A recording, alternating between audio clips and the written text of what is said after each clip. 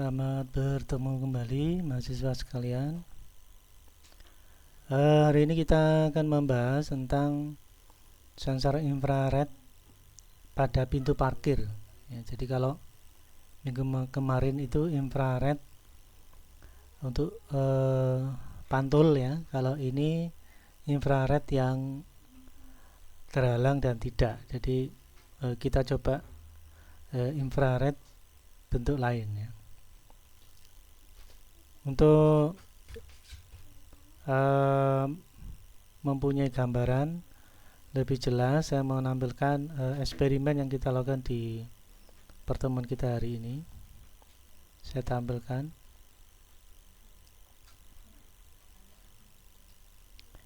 Nah, di situ tampil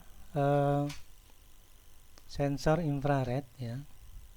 Jadi di sini ada pemancar ya, di sini ada pemancar. Ini ada pemancar. Kemudian di baliknya ini ada penerima. Nah, ini ada penerima. Nah, ini masih saya tutup karena konsep infrared yang saya gunakan ini terhalang dan tidak. Jadi beda dengan kemarin. Kalau kemarin itu pantulan, kalau ini terhalang dan tidak. Nah, dari infrared ini nanti masuk outputnya ya dari penerima, dari pemancar dan penerima ya. Jadi yang pertama ini pemancar, kemudian yang kedua ini penerima. Ini penerima ya. Nanti penerima ini akan memberikan data ya melalui kabel ini menuju ke mikrokontrol. Nah, di sini ada input mikrokontrol, yang mana mikrokontrol masih kita menggunakan program yang kemarin, yaitu input saklar untuk counter ya. Jadi saklarnya ini kita beri berbagai sensor ya, sehingga pengembangan itu bisa bermacam-macam sensornya, karena kita bereksperimen dalam beberapa bentuk sensor inframerah. Kemudian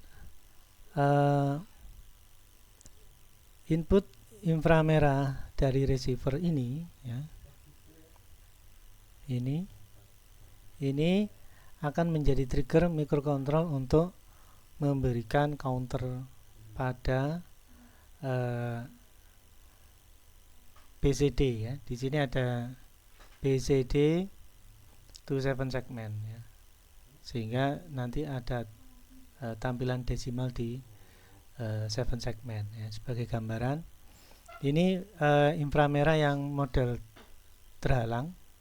Jadi bila terhalang tidak ada counter yang menambah. Bila penghalang ini saya lepas, nah gini, maka counter akan bertambah ya, dari 2 ke 3. Bila saya lepas lagi, maka counter akan bertambah dari 3 ke 4. Nah, ini adalah eksperimen yang kita lakukan di pertemuan kita kali ini. Baik, saya masuk ke materi.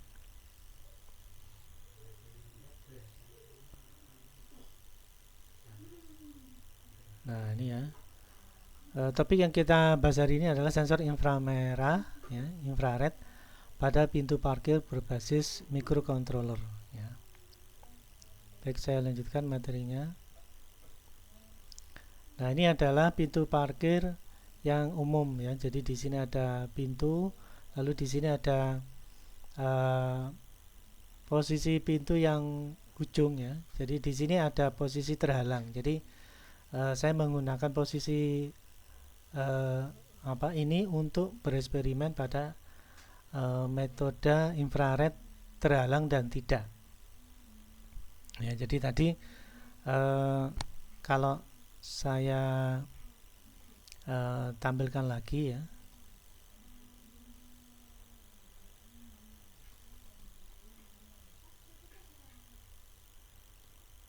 ini adalah pintu parkir yang terhalang tadi itu ya. Jadi ada infrared, pemancar dan penerima yang terhalang tadi.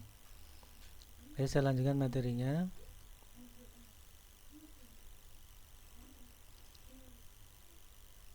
Nah, jadi pintu parkir yang terhalang ini menjadi salah satu sensor ya, pemasangan sensor untuk menghitung jumlah kendaraan yang keluar dari parkir secara otomatis. Jadi kendaraan bisa dihitung dari buka tutupnya palang pintu parkir ini ya, itu kurang lebih seperti itu ya. Baik, saya lanjutkan lagi. Nah, sensor inframerah ya pada pintu parkir berbasis mikrokontrol ini latar belakangnya ya. Tadi sudah saya singgung tentang penghitungan kendaraan secara otomatis yang keluar dari parkir. Kemudian tindakannya adalah dirancang alat yang dapat menghitung jumlah kendaraan yang keluar dari parkir dengan menggunakan sensor inframerah berbasis microcontroller ya. Nah, ini menjadi kalau penulisan karya ilmiah itu tujuannya ya. Jadi latar belakangnya sudah, nah ini tujuannya. Baik, materinya saya lanjutkan. Nah, ini sudah kita siapkan mikrokontrolnya, lalu kita mengeksplor port 0 dan port 2 ya. Dari 4 port yang ada, kita baru mengeksplor 2 port yang ada. Saya lanjutkan lagi. Nah, ini konsepnya ya, input infrared dan output 7 segment. Jadi kalau dulu gini kita eksperimen saklar, lalu outputnya di 7 segment.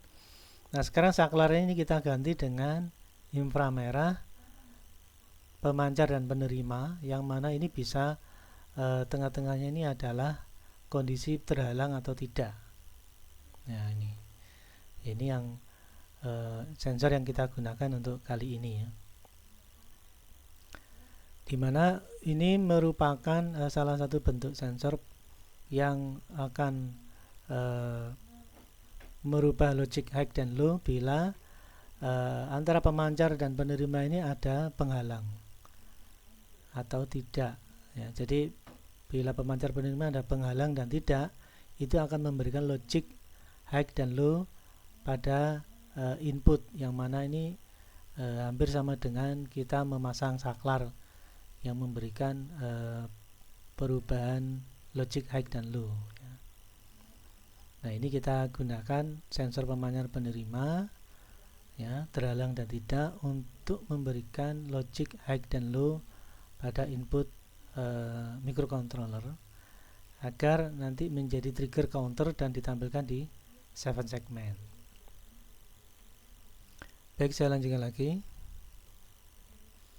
Nah, ini adalah gambaran sensor infrarednya. Jadi ada pemancar ya. Di sini ada IC55 sebagai osilator. Kemudian beban outputnya itu adalah LED infrared. Jadi ini LED khusus yang memancarkan infrared, lalu akan diterima di receiver infrared ya, yang mana ini akan memberikan logic high atau low bila antara pemancar penerima ini terhalang atau tidak ya. Jadi biasanya kalau ini terhalang ya, itu logic high. Namun bila terhalangnya ini lepas ya, maka outputnya adalah low. Jadi terhalang dan tidak ini akan memberikan output pada receiver logic high dan low. Nah, itu ya. Baik, saya lanjutkan materinya. Kita sekarang membahas karakteristik dari infrared transmitter ya. Jadi kita mulai dari transmitter. Nah, infrared transmitter merupakan suatu model pengirim data melalui gelombang inframerah dengan frekuensi carrier sebesar 36 kHz ya. Modul ini dapat difungsikan sebagai output dalam aplikasi transmisi data nirkabel seperti robotik, sistem pengaman dan sebagainya Selanjutnya, pemancar yang digunakan pada sistem ini terdiri atas sebuah light emitting dioda, ya, atau dioda emisi. Emisi itu memancarkan, ya. Jadi dioda yang memancarkan cahaya. Nah, LED adalah suatu bahan semikonduktor yang memancarkan cahaya monokromatik yang tidak koheren, ya, ketika diberi tegangan maju. Nah, jadi dia memberikan cahaya yang tertentu istilahnya gitu. Nah, untuk kali ini kita gunakan LED jenis inframerah. LED inframerah jenis dioda yang memancarkan cahaya inframerah sebenarnya aplikasi sederhananya sudah ada di sekitar kita, ya. Contohnya adalah remote TV, ya, remote AC ruang dan lain-lain. Itu adalah salah satu bentuk dari inframerah transmitter yang mempunyai pengaruh bila terhalang dan tidak, ya. Jadi kalau Anda di rumah punya remote TV, maka bila terhalang yang tidak sampai ke TV, ya. Nah, justru ini dalam kesempatan ini kita menggunakan karakteristik tersebut untuk keperluan penghitung jumlah kendaraan di parkir. Nah, itu ya. Jadi memang perlu pengembangan, ya, dari berbagai infrared yang ada. Baik, saya lanjutkan lagi. Nah, LED infrared merah pada dasarnya adalah dioda PN. PN itu positif negatif, ya, dari bahan silikon biasa yang dikemas dalam kotak transparan seperti pada gambar berikut. Jadi kemasan LED itu seperti ini, ya. Kemudian kalau dari gambar, ya, di sini ada bagian yang lebih lebar dan ada yang bagian lebih kecil. Yang lebar ini adalah minus atau katoda, yang kecil ini adalah positif atau anoda. Jadi kalau memasang dioda tidak boleh terbalik, ya. Jadi yang penampangnya luas ini negatif atau katoda, lah penampang yang kecil, ya, yang ini segini, ini adalah positif atau anoda. Bila terbalik maka LED inframerah, ya, tidak bisa berfungsi karena positif negatifnya tidak sesuai, ya. Bila tidak sesuai maka inframerahnya tidak dipancarkan. Namun bila pemasangannya benar, ya, yang negatif dapat negatif, yang positif dapat positif, maka sinar inframerah dapat dipancarkan.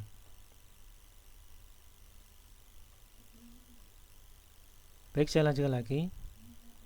Masih tentang infrared transmitter, ya. Sinar inframerah dihasilkan dari pertemuan arsenida gallium pada LED inframerah, merupakan salah satu komponen elektronika yang akan menghantarkan arus jika dialiri bias maju. Jadi inframerah itu hanya bisa dipancarkan bila dioda pada posisi arus maju, atau posisi positif dan negatifnya itu sesuai. LED inframerah terbuat dari bahan arsenida gallium atau fosfida gallium dan ditempatkan dalam satu wadah yang tembus pandang. Tadi itu sudah saya tambahkan bentuk fisiknya. Jadi hal yang perlu kita lakukan adalah kita mengetahui mana positif, mana negatif. Yang penampang lebar itu negatif, yang penampang kecil itu positif, dan harus dipasang pada tegangannya tepat, ya. Sedemikian hingga jika dialiri arus maju atau bias maju, maka LED inframerah bisa dipancarkan. Nah, sekarang kita bahas tentang infrared receiver. Infrared receiver merupakan suatu modul penerima data melalui gelombang inframerah dengan frekuensi carrier sebesar 38 kHz, ya. Jadi antara pemancar dan penerima itu mempunyai respon frekuensi pancar dan terima yang sama. Lalu modul ini dapat difungsikan sebagai input dalam aplikasi transmisi data nirkabel seperti robotik, sistem pengaman dan sebagainya, ya. Karena dengan merespon frekuensi dia bisa mengeluarkan data atau status logic high atau low. Nah, ini infrared receiver, mampu mengeluarkan status logic high dan low ya. Receiver atau penerima yang digunakan untuk sensor inframerah adalah jenis fototransistor ya. Jadi kalau pemancarnya itu fotodioda LED ya, LED emission dioda. Nah, yang penerima adalah fototransistor, yaitu jenis transistor bipolar yang menggunakan kontak base kolektor untuk menerima atau mendeteksi cahaya dengan gain internal yang dapat menghasilkan sinyal analog maupun digital. Nah, jadi receiver ini mampu menerima sinyal analog, yaitu frekuensi 38 kHz. Untuk selanjutnya frekuensi itu dijadikan sebuah status ya, atau logic status high atau low. Baik, saya lanjutkan materinya. Nah, fototransistor merupakan salah satu komponen yang berfungsi sebagai detektor cahaya yang dapat mengubah efek cahaya menjadi sinyal listrik. Ya, karena itu fototransistor termasuk dalam detektor optik. Ini bentuknya seperti ini ya. Jadi di sini tegangannya adalah ground, tegangan dan output gitu aja, karena fototransistor ini mampu menerima cahaya ya, kemudian cahaya itu akan dirubah menjadi besaran listrik. Nah, itu adalah salah satu karakteristik dari fototransistor sebagai infrared receiver. Baik, saya lanjutkan materinya. Nah, sekarang kita sudah bahas transmitter, yaitu LED, dan receiver ya, yaitu fototransistor. Nah, sekarang outputnya ya, itu adalah IC 7447 ya. Jadi ini 7447 menerjemahkan desimal berkode biner menjadi segmen LED individu dari tampilan 7 segmen. 4 input BCD dari chip dilambangkan sebagai input A, input B, input C, input D ya. Sedangkan output segmen LED di individu dilambangkan sebagai A, B, C, D, E, F, G. Nah, ini 7 segmennya ya. Nah, saya lanjutkan lagi. Infrared input counter ya.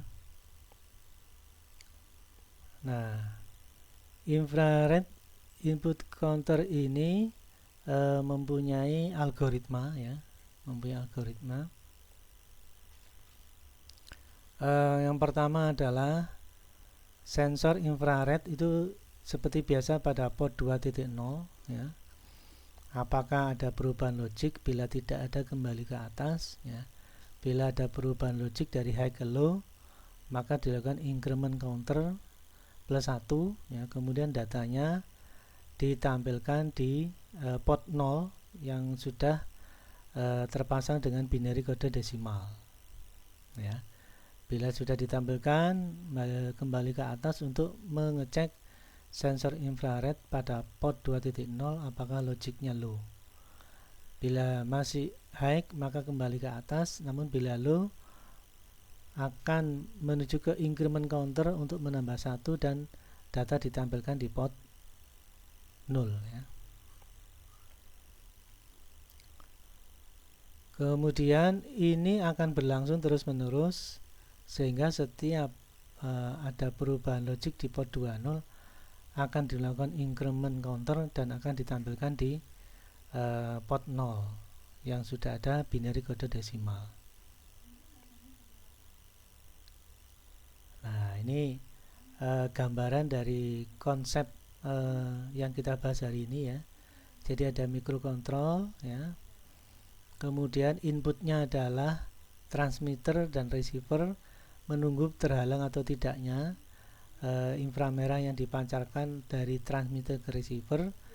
Perubahan dari terhalang dan tidaknya ini akan memberikan logik dari high ke low, dan perubahan logik ini akan direspon oleh microcontrol, kemudian melakukan perubahan counter dan akan ditampilkan akan dikeluarkan lewat port 0 ya, kemudian dihubungkan ke binary kode desimal, lalu akan ditampilkan dalam bentuk biner. Maka dari sini akan kita dapatkan bahwa terhalang tidaknya inframerah akan menentukan jumlah counter ya. Jadi kalau terhalang tutupnya ini berubah, perubahan status site logicnya itu akan menambah counter.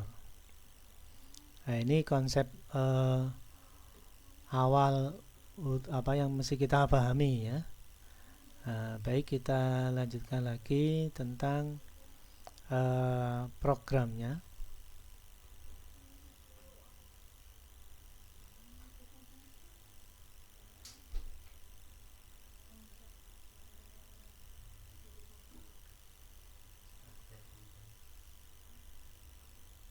Ya, ini.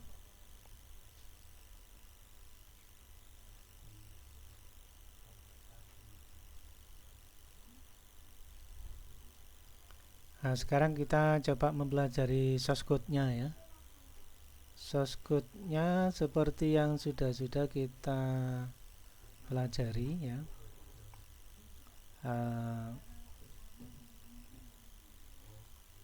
Selalu diawali dengan $mut51 karena IC kita adalah AT89 sekian-sekian. Kemudian ada register yang kita isi dengan 0 desimal, kemudian kita tampilkan di port 0, namun lebih dulu disimpan di akumulator. Setelah dari akumulator akan bisa ditampilkan di port 0, yang mana di port 0 sudah tersedia binary kode desimal. Kemudian di sini ada pertanyaan JB P2.0 ya. Apakah port 20 high? Ya, bila high maka akan lari ke usai. Usai ini berarti tidak ada perubahan counter. Namun bila port 2.0 itu berubah dari status logic dari high ke low, maka akan terjadi perubahan counter. Nah, counter ya akan masuk ke subroutine counter ya. Di sini ada permintaan untuk increment R1. Jadi yang semula tadi 0 pada R1 atau register 1, dengan adanya perintah increment R1, maka register 1 yang semula 0 sekarang bertambah 1. Dan bila ada perubahan pada port 2.0, maka dilakukan increment R1 atau penambahan pada register 1. Maka yang semula 1 ditambah 1 menjadi 2 dan demikian seterusnya ya. Nah, setiap perubahan pada register 1 ini disimpan di A, kemudian ditampilkan ke port 0. Nah, dari port 0 ini akan bisa ditampilkan ke 7 segmen melalui binary kode desimal. Lalu setelah dilakukan pemeriksaan register 1 apakah sama dengan 9 desimal ya, melalui perintah CJNA ya, compare jump not equal, itu bandingkan lompat bila nggak sama dengan apa, nggak sama dengan 9 ya. Nah, ini harus dilompat berarti belum sama. Bila ternyata sama dengan 9 maka dilakukan perubahan nilai register 1 menjadi 0 untuk menghitung ke awal kembali. Nah, ini adalah konsep pemrogramannya. Nah, sekarang kita masuk ke TopView simulatornya ya. Nah, ini kita sudah bahas source code-nya. Nah, sekarang kita masukkan input saklarnya ya. Input saklarnya kita masukkan. Nah, ini ya, kita pilih adalah port 2.0 ya. Di sini cukup satu sensor aja ya. Jadi satu port itu cukup satu channel atau satu bit saja, sehingga dimungkinkan kalau 8 bit dalam satu port ya berarti ada 8 sensor yang berbeda, itu dimungkinkan ya. lalu kita OK, lalu kita view untuk menampilkan. Nah ini, nah ini masih 0 ya, jadi ini bisa dirubah dari 1 ke 0, 0 ke 1 gini. Nah berikutnya kita tampilkan port 0. Untuk ini indikatornya pakai LED saja ya. Kita aktifkan pada port 0, dari port 00 sampai port 3, 4 bit ya, karena yang dibutuhkan binary kode desimal adalah 4 bit. Kita OK, lalu kita tampilkan.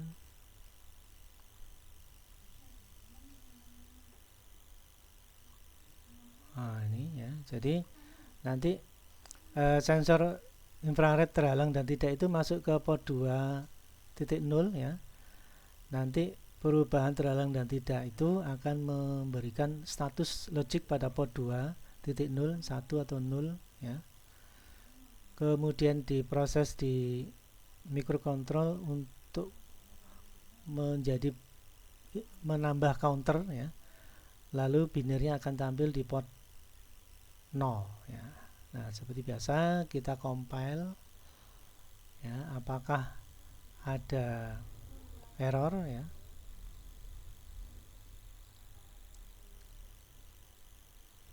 Nah, ini file loaded successfully ya. Dan kita periksa hasilnya tidak ada error.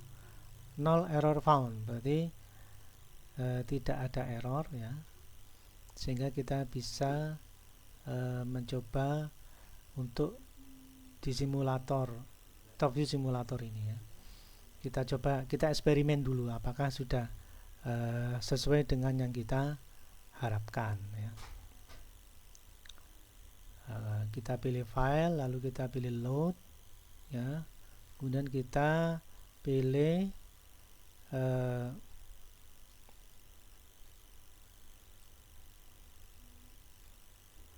yang hexa ini ya, barusan kita compile. Ini yang hexa, open. Nah ini file loaded successfully, ini berarti sudah terekam. Nah bila sudah, kita tinggal menekan tombol go. Nah ini masih logiknya high ya. Bila logic high tidak ada perubahan counter, namun bila ada perubahan logik dari status logik dari high ke low, nah seperti ini, maka counternya bertambah dan ditampilkan di port 0 ya, seperti ini. Nah bila sudah uji coba melalui top simulator sudah bisa, berarti kita siap untuk mengupload ke microcontrol komponen yang sesungguhnya. Maka kita siapkan uploadnya ya. Ini kemudian kita buka file yang hexa tadi itu ya. Kemudian bila sudah, baru kita rekam ya. Jadi kita awalnya kita pastikan dulu bahwa di top view simulator sudah berhasil ya. Bila belum, jangan diupload dulu ya. Sehingga kita mesti siapkan dulu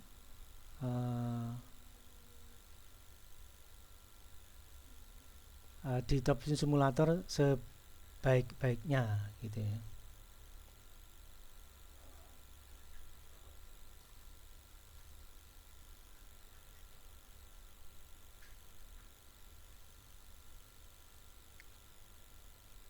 Nah, jadi kalau misalkan kita tampilkan upload code-nya ya. Nah, ini kemudian kita tampilkan sepenuh untuk filenya ya, ini yang kita kompilasi tadi hexanya.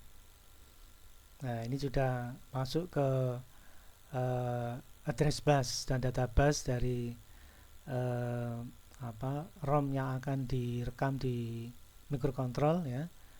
Nah, ini kita rekam ya. Apabila sudah, baru kita melihat hasil eksperimen kita ini di perangkat yang sesungguhnya. Nah, tentunya ya harus dipastikan dulu topping simulatornya sudah berhasil gitu ya. Nah, baik kita lihat hardware-nya ya.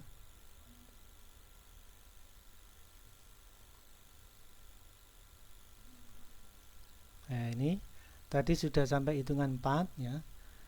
Dan ini adalah sebagai gambaran palang pintunya ini ya.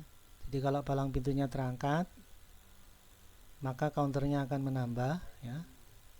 Dari 4 ke 5, kemudian dari 5 ke 6 ya. Ini anggap aja ada mobil yang lewat gitu ya. Kemudian ada mobil yang lewat lagi. Nah, ini berubah angka. Nah, ini demikian seterusnya akan terjadi proses penghitungan jumlah kendaraan dengan mengacu pada terhalang tidaknya palang pintu pada parkir ya, untuk menentukan jumlah kendaraan yang lewat. Baik, saya kira itu dulu yang bisa saya sampaikan hari ini. Semoga bermanfaat dan Anda bisa mengembangkan eksperimen kita ini untuk hal yang lain mungkin bisa kita lakukan ya. Baik, saya kira itu dulu. Sekian dan terima kasih.